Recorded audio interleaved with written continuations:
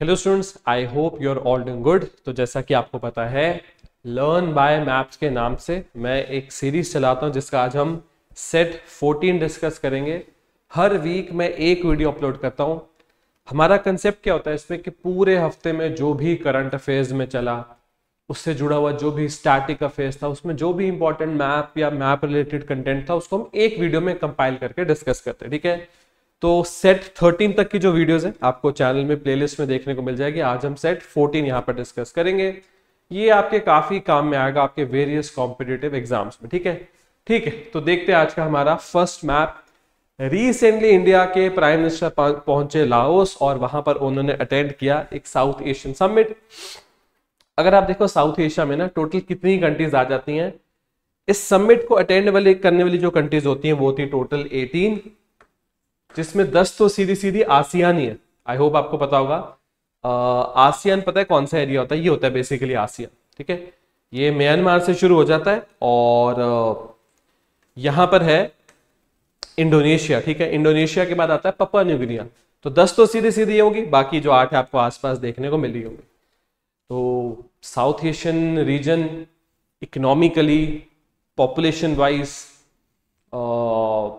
Trade wise बहुत important है। तो इंडिया हमेशा यहाँ पर एक अच्छी रिलेशन रखना चाहेगा, अच्छा डोमिनेंस रखना चाहेगा, और इन सब कंट्रीज के साथ हमारा चाहे ट्रेड रिलेशन हो चाहे डिप्लोमेटिक रिलेशन हो वो बहुत अच्छा होना जरूरी है। चाइना के यहाँ पर डोमिनेंस बहुत ज्यादा नहीं होनी चाहिए। ठीक है, ठीक है, आगे चलते। तो आई होप आप साउथ एशियन समिट को समझ पाए जो रिसेंटली रखा गया लाओस में। ये रहा लाओस। ठीक है, आगे चलते। आई होप आप इस मैप पे समझ पा रहे होंगे। वैसे तो साइज में बहुत बड़ा नहीं है पर आप समझ पा रहे होगे। यह है कोरियन पेनिनसुला। ऊपर है नॉर्थ कोरिया, नीचे है साउथ कोरिया और बगल में यह है जापान। जापान इंपॉर्टेंट नहीं है, ये कोरियन पेनिनसुला इंपॉर्टेंट है। इंडिया से आप देख सकते हो पूरा चाइना पार करके कोरिया आता है। ठीक है, रिसेंटली क्या हुआ, एकदम से न्यूज आनी शुरू हुई कि कोरिया मतलब नॉर्थ और साउथ कोरिया, आपको पता होगा पहले ये एक ही होता था, बाद में कुछ इस तरह से रिलेशंस खराब हुए, ऊपर कम्युनिस्ट प्रेजेंस ज्यादा थी, सोवियत्स और चाइना के नीचे कैपिटलिस्ट प्रेजेंस ज्यादा थी अमेरिका की, और फाइनली नॉर्थ और साउथ कोरिया अलग हो जाते हैं, लड़ भी चुके हैं आपस में। तो जो इनका बॉर्डर है ना, इसके दो नाम है, या तो इसको बोलते हैं 38th पैरेलल, ये जो मैप की लाइंस होती है 38th पैरेलल, बिल्कुल वैसे इनका ओरिजिनल बॉर्डर रेड कलर में है, क्योंकि 38th पैरेलल बिल्कुल वहां से निकल के जाता है, इसको 38th पैरेलल भी बुला लेते हैं। वैसे इस रेड लाइन का एग्जैक्ट नाम है डीएमजी, डीमिलिटराइज्ड जोन। रिसेंटली क्या होता है, नॉर्थ कोरिया इल्जाम लगाता है साउथ कोरिया पे कि भैया तो हमारे ऊपर ड्रोन्स रिलीज करते हैं, ये तो हमारे ऊपर नजर रखना चाहते हैं, और ये साउथ कोरियंस देखना चाहते हैं कि नॉर्थ कोरिया की मिलिट्रीज क्या कर रही है। तो ये उन्होंने बोला गलत है, अगर साउथ कोरिया ऐसे ड्रोन भेजता रहेगा तो हम अटैक कर देंगे। ठीक है, साउथ कोरिया कह रहा है हमने तो ऐसा कुछ किया ही नहीं। फाइनली नॉर्थ कोरिया क्या करता है, बिल्कुल डीएमजी के आसपास जितनी भी रोड इंफ्रास्ट्रक्चर था, थोड़ा बहुत कनेक्टिंग यूज तो नहीं होता था, पर देखो इंडिया पाकिस्तान के बीच में रोड इंफ्रास्ट्रक्चर तो है ना, बागाटाई जाओ वहां आपको देखने को मिलेगा। तो नॉर्थ कोरिया ने क्या किया, रोड इंफ्रास्ट्रक्चर सारा तोड़ना शुरू कर दिया, और रिलेशंस इस टाइम पे थोड़े टेंस्ड है। आप कितने बड़े बड़े ब्लास्ट करोगे बॉर्डर पे, रिलेशन बिल्कुल टेंस हो जाएंगे। तो दुनिया को डर क्या लग रहा है कि भाई रशिया यूक्रेन और इजराइल वॉर के बाद अब कहीं तीसरी वॉर में दुनिया में शुरू हो जाए। ठीक है, नॉर्थ और साउथ कोरिया में। तो इसके बॉर्डर को समझना बहुत जरूरी है। 38th पैरेलल का एग्जैक्ट बॉर्डर नहीं है, वो एक लाइन निकलती है बॉर्डर के बहुत नजदीक से। एग्जैक्ट बॉर्डर का नाम तो डीएमजी है। दुनिया में सबसे ज्यादा मिलिटराइज्ड, जिसमें सबसे ज्यादा फौज डिप्लॉयड है, दुनिया में सबसे ज्यादा मिलिटराइज्ड बॉर्डर इंडिया पाकिस्तान का नहीं है, नॉर्थ कोरिया और साउथ कोरिया का। ठीक है, आगे चलते हैं। नेक्स्ट मैप है असल में हमारा related to India's neighbouring country Maldives. इनके जो प्रेसिडेंट है मोहम्मद मिजू रिसेंटली इंडिया भी आए थे। कुछ फाइनेंशियल लोन्स वगैरह उनको चाहिए थे और भी काफी चीजें। तो अगर आप देखो यहाँ पे ना बहुत अच्छे से बना नहीं हुआ, जस्ट इसके आपको थोड़ा सा ऊपर देखने को मिलेगा असल में लक्षद्वीप यूनियन टेरिटरी। और आप देख सकते हो ये बिल्कुल जो आपको टिप्स देखने को मिल रही है ना, लक्षद्वीप में भी ऐसे ऐसे टिप्स है। तो ये ना माउंटेन रेंज है जो पानी में डूब चुकी है, बिल्कुल उसका टॉप हमको देखने को मिल रहा है। ये एक ही माउंटेन रेंज है, लक्षद्वीप से शुरू होती है, मालदीव तक जाती है। मालदीव हमसे ज्यादा दूर नहीं है, इसकी कैपिटल है माले। मालदीव्स में इंडियंस टूरिज्म वगैरह के लिए बहुत जाते हैं, पर अगर हम अपने लक्षद्वीप को डेवलप करेंगे तो शायद मालदीव्स में इंडियंस का फ्लो उतना ना हो। लक्षद्वीप की तरफ बहुत लोग अट्रैक्ट होंगे, वो सस्ता भी पड़ेगा और कहने को आपको वीजा वगैरह भी नहीं चाहिए होगा, आप इंडियन टेरिटरी में ही अपना टूरिज्म पूरा कर सकते हो। ठीक है, तो एक बहुत अच्छा मैप था, मैंने सोचा आपको मालदीव्स और उसकी कैपिटल माले इस मैप पे दिखा दूं। आगे चलते। रिसेंटली एक स्कीम है, एक इनिशिएटिव है, उसके 3 साल पूरे हो गए। उस इनिशिएटिव का नाम है, यहां लिखा नहीं, यहां नहीं लिखा, उसका नाम है पीएम गति शक्ति।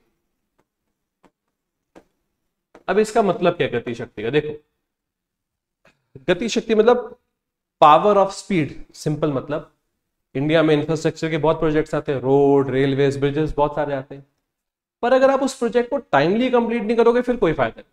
टाइम से कंप्लीट करो। अगर कोई चीज 5 साल में बननी है और उसके बेसिस पे और 2 प्रोजेक्ट्स आगे जाके बनने, पहला नहीं बनेगा अगले भी नहीं बनेंगे।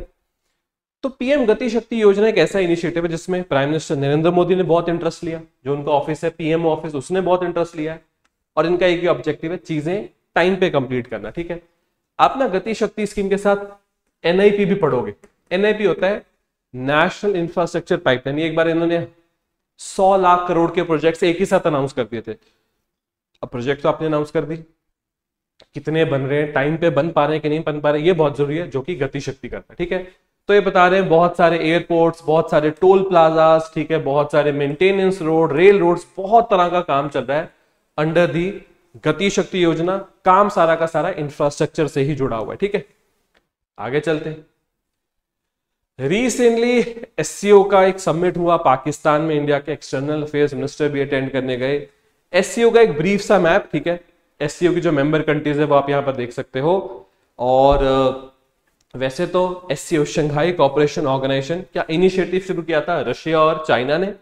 बाद में इन्होंने इस एरिया को बोलते हैं सेंट्रल एशिया। सेंट्रल एशिया में 5 कंट्रीज आती हैं, कजाकिस्तान, किर्गिस्तान, उज्बेकिस्तान, तजिकिस्तान, और एक जो यहां मतलब लिखी नहीं हुई है वो है तुर्कमेनिस्तान। 5 में से 4 ने एससीओ ज्वाइन किया हुआ है, तुर्कमेनिस्तान ने ज्वाइन नहीं किया। 4 के नाम यहां लिखे हुए। ठीक है, तो मेन तो रशिया और चाइना ने शुरू किया था, सेंट्रल एशिया ने ज्वाइन कर लिया, आगे जाके इंडिया पाकिस्तान ने भी ज्वाइन कर लिया, ईरान ने भी ज्वाइन कर लिया। अब और बहुत सारी कंट्रीज एससीओ मेंबर जो है वो बनने के लिए रेडी है। ठीक है, ये जो मैप है ये आपको बेसिकली थोड़ा सा एससीओ दिखा रहा है, और एससीओ की फुल फॉर्म होती है शंघाई कोऑपरेशन ऑर्गेनाइजेशन, पर उसके हेडक्वार्टर्स होते हैं बीजिंग में। ब्रिक्स के हेडक्वार्टर्स होते हैं शंघाई में, तो ये थोड़ा आपस में उल्टा हुआ है। ठीक है, आगे चलते। ये क्या है, अब देखो हम डिस्कस करना चाहे या ना करना चाहे, जब बार बार न्यूज आएगी तो हमें तो बात करनी पड़ेगी। अब इजराइल की वॉर पहले जो थोड़ी यहां सेंट्रिक थी इस एरिया में, अब वो थोड़ा नॉर्थ में सेंट्रिक होगी। इस कंट्री का नाम है लेबनान, इसकी कैपिटल है बेरूत। अब इजराइल ने पहले तो यहीं अटैक करा था, वो बेरूत तक पहुंच गए। यहां कौन सा ग्रुप है जो इजराइल से लड़ता है, उसका नाम है हिजबुल्ला।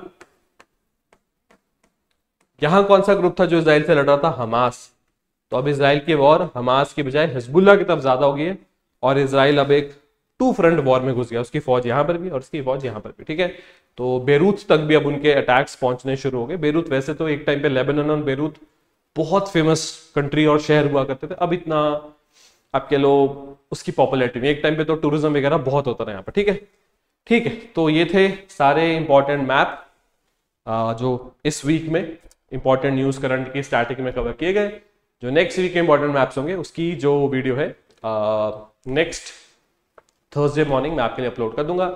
तब तक के लिए thank you and have a very successful day. Thank you students, thank you.